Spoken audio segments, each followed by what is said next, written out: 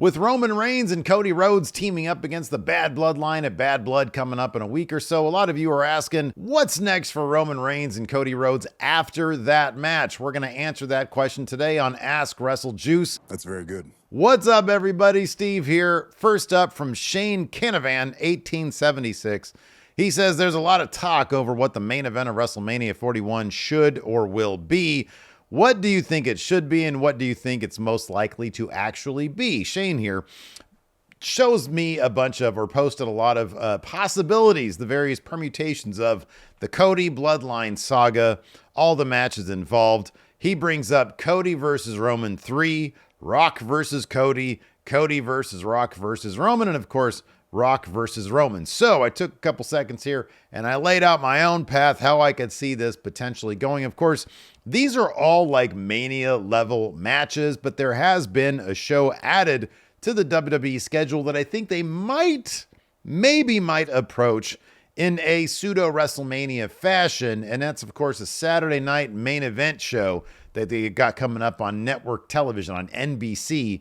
I think there's going to be a couple of I forget if it's a couple per year or if it's like 4 of them over the next 4 years. I forget what it is. In any event, I've factored that into the equation here. This is how I think it might go. This coming November, so after Bad Blood, I feel like we're going to get War Games, Team Cody Roman versus Team Bad Bloodline. I don't think The Rock is going to reveal himself to be behind Bad Bloodline just yet, but I think that will happen. I think on Team Cody, here's a possibility. Cody somehow, some way, gets Kevin Owens and Randy Orton to team with him and Roman against the Bad Bloodline. And this really brings Kevin Owens to his final breaking point when that team just falls apart and maybe, just maybe, the Bad Bloodline actually gets a win there. Or they do the thing where Team Roman and Cody get the win, but Kevin Owens is so put off by something that happens during the match that he eventually blows up, and that's where you get the big Kevin Owens heel turn, or the Randy Orton heel turn. I don't know, either one. In any event, I feel like that's going to be kind of the inciting incident for the following month, which I think December is Saturday night's main event. I think that's where you do Roman versus Cody 3 for the title, a big deal. But what they do for the finish is you wonk it. The match is thrown out via DQ, double DQ, whatever, because The Rock reveals himself to be behind Solo Sikoa's bloodline. That match finish is wonked thanks to The Rock somehow, some way. That starts us off on the road to the next WrestleMania, which becomes Rock versus Cody Rhodes. And maybe if they're able to build up Solo Sikoa to a better degree, you do Roman versus Solo Sikoa there. But the main event would be Rock versus Cody. That seems to be the match that Rock wants. I'll be completely honest. This is some baseless speculation on my part. I get the feeling that The Rock at this point would rather work with Cody Rhodes because he saw the reaction that he was getting.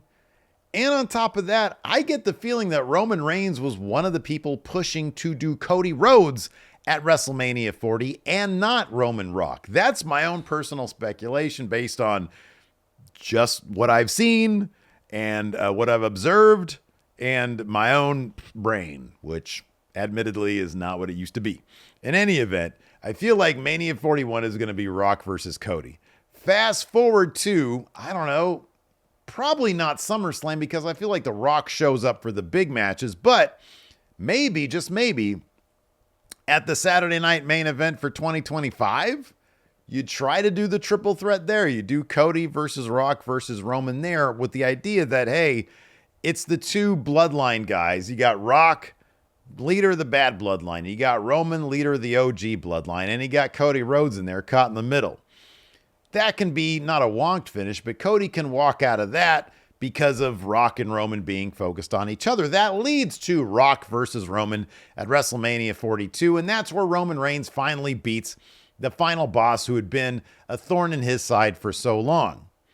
After that, Mania 43, that's when you do Roman versus Cody 4 with an actual finish, and that's the match where Roman Reigns, who might at that point because I know he signed a contract in 2022. If that was a 5-year contract, maybe that'll do it for Roman Reigns. Maybe at that point he'd be like, you know what? I'm good. I'm going to focus on my family and my health, et cetera, et cetera. So that's where you do Roman versus Cody 4. No shenanigans. Cody wins clean. You don't need The Undertaker, The Rock, the entire bloodline, the entire locker room out there. It's just respect versus respect. Roman does the job for Cody clean. And that's when you have more of like an official look. I know the torch has totally been passed. Cody's the guy, but when Roman's there, Cody's kind of not the guy. And Cody Rhodes don't like that. But I think for WWE, they're probably going to want to do a match where if Roman is actually going to retire in 2027, that's a hell of a career right there. And that's still 3 years away. Well, it's less than 3, it's about 2.5 years away. Roman seems like the kind of guy who prioritizes his family, his health. And I think that's a hell of a legacy. Here's my thing, guys. There ain't never going to be another Roman Reigns. The path that he charted, the journey that he went on to get to just telling the best story in the history of pro wrestling, the bloodline story, that nobody's going to be able to top that. I don't think there's going to be I don't think Roman versus Cody is like the next Rock versus Austin. Roman versus Cody is the first Roman versus Cody. They're going to try and replicate that for decades to come. And there just isn't anything else like it. And I've seen online, the real rivalry is Roman versus Seth. No, I'm sorry. At this point, Seth might be intertwined because of Roman's history. And I appreciate Seth Rollins, don't get me wrong.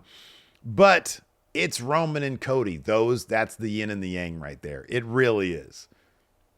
Debate that if you want in the comments. Let's move on to the next question here. Richard Cranium. What a great name. Oh, I get it. I see what you did there, Richard. I see what you did there. Says, if you had a time machine to send wrestlers from one specific era to another, for example, early 2000s RVD to black and gold NXT. Ooh, that's a good one. 0506 Angle to AEW, current day Rhea to Attitude Era. Who would you send where and why? I would send Eddie Guerrero into the modern day. Because I feel like Eddie really, more than I think a lot of wrestlers really, I shouldn't say more than a lot of wrestlers because life is precious. I get that. But Eddie probably really could have done with a good wellness policy. I think that guy had everything. He did not need to put his body through what it went through. Addiction is an absolutely devastating disease. And I feel like the Eddie Guerrero of then could have benefited from what's in place now for wrestlers with their health and well-being. That's that. So I don't know. Maybe that's too deep of an answer, but also Eddie Guerrero as an in-ring guy and as a personality, he was way ahead of his time. So Eddie Guerrero from back then, plunk him down into the here and now. Oh, that'd be absolutely amazing. That'd be fantastic. He's one of those guys who transcends eras. He'd be great in every single era possible. Eddie Guerrero. Yeah, I'll say that. Lord Blake Whitehouse says, now that we've had several months to see where the story's progressed, was Chad Gable not winning the Intercontinental title the right call?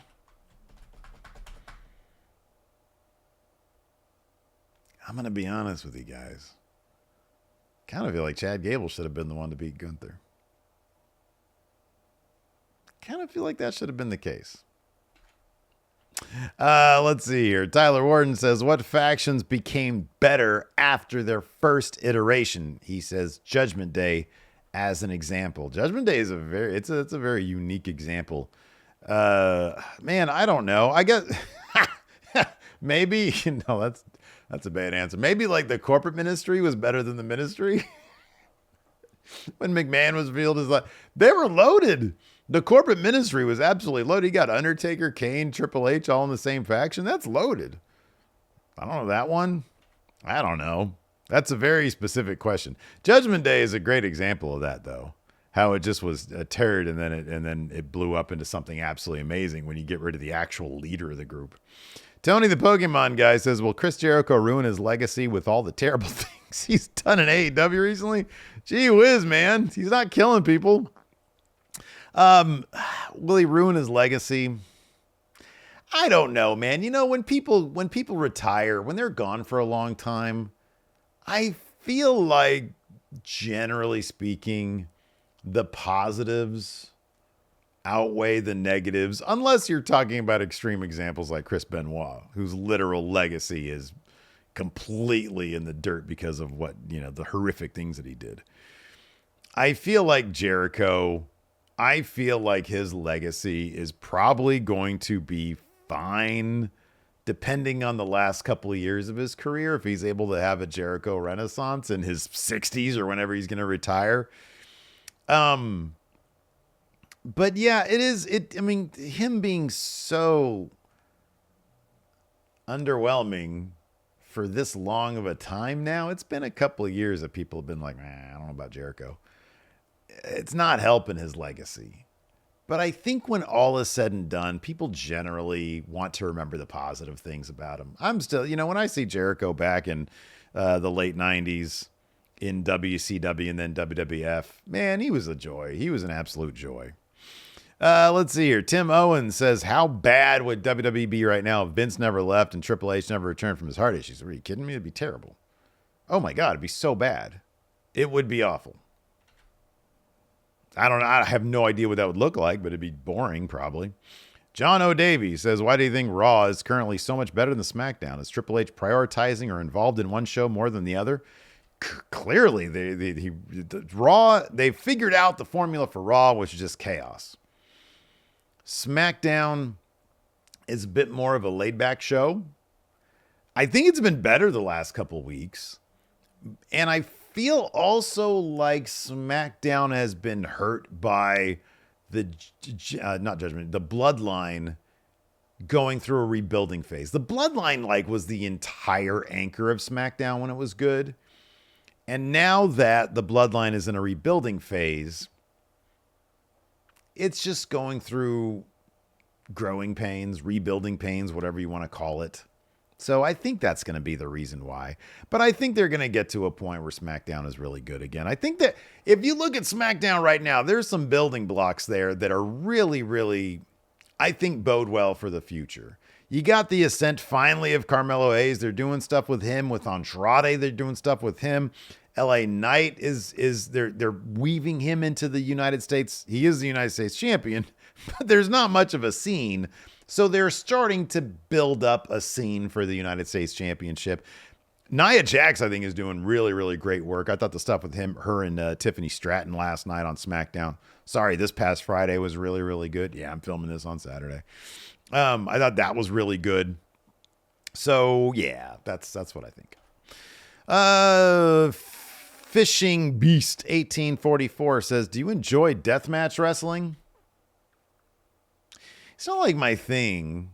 I understand it. And I get why wrestlers want to do it. It's sort of like pushing yourself to the limits and all that kind of stuff. I do get kind of squeamish, though. I get kind of squeamish. I'm not into it, but I'm not opposed to it. I'm not like, oh, why are they doing that? Sometimes I'm like, why are they doing that? I've seen some clips. People will send me clips of stuff, and I'm like, why are they doing that to themselves? Claus Techno says, in your opinion, why didn't WWE even try to invest in Cameron Grimes? I have no idea. I liked Cameron Grimes, man. I thought he was cool. I really loved the Trevor Lee stuff he did before WWE. I was excited when he got there. I thought he had some fun stuff in NXT. I don't know what happened. I do not know what happened, man. That is a bummer, though, because I really like that guy. Let's see here. Josh Boy 1983 says, how would you pull Jey back into the bloodline story? Damn, that's a good one. Because I don't think it's going to be for War Games. I think War Games is going to stick with who they got on SmackDown. But if you got Sami Zayn and you got Jey Uso, there's the potential for something really big here. I just don't know what the pieces, or I don't know what the puzzle looks like. You got Jey Uso and you got Sami Zayn. They might win those tag titles. And you got to think if they do that, Jey Uso can walk right up to Roman Reigns and be like, look at all the gold I have, Us. You don't even have your Ulafala. And then walk away. Not help him at all with his bloodline stuff. But then Jimmy shows up, and maybe at some point they need numbers. And Jimmy's like, Oos, I need you back, man. And Jey can't turn his brother down. And he will, and he does, but then Sami Zayn steps in and he's like, Oos, you can't turn your brother down. You got to go help Roman Reigns. And Jey says to Sami, only if I got my honorary Oos with me.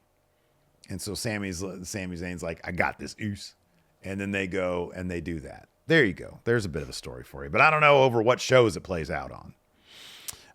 We'll end on this one. Money13 says, when are you bringing back the tier ranking content? That's some of my favorite content. Some of those topics can get revisited since it's been a couple of years. Hey, you know what? Maybe this week. I had an idea for a tier rank that I'm not going to tell you guys what it is, but you'll definitely be able to see it when I do it. What do you think it is? I just made a John Cena reference.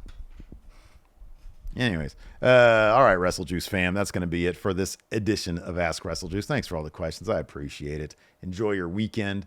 Until next time, we'll see you guys around.